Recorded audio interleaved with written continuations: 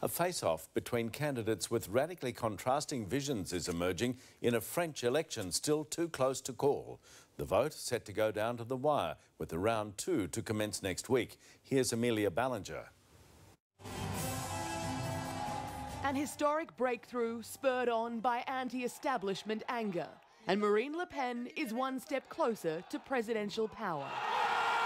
In a sports hall in the Front National stronghold of Hennebeaumont, Le Pen staged an early victory party, de libérer le peuple français, telling her supporters that it is time to liberate the French people from the arrogant elite. There may be hype around Le Pen, but it is independent Emmanuel Macron who is in pole position to be the next president.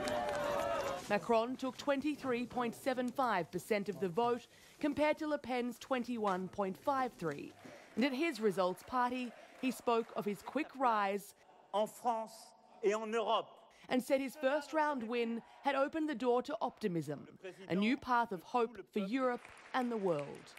Millions of people voted in one of the highest turnouts ever recorded for a French election.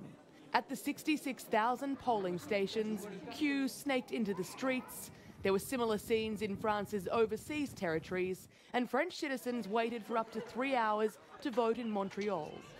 But they overwhelmingly turned their backs on established parties, opting instead for 2 outsiders. Macron started his own party just 1 year ago, while Le Pen has gained 680,000 voters since 2015. Why did you vote for Marine? Because I want the France to take a new direction. This has arguably been one of the most remarkable election campaigns in French history, and it isn't over yet. But regardless of their political views or influences, most of the voters want the same thing. I want to change. France to change.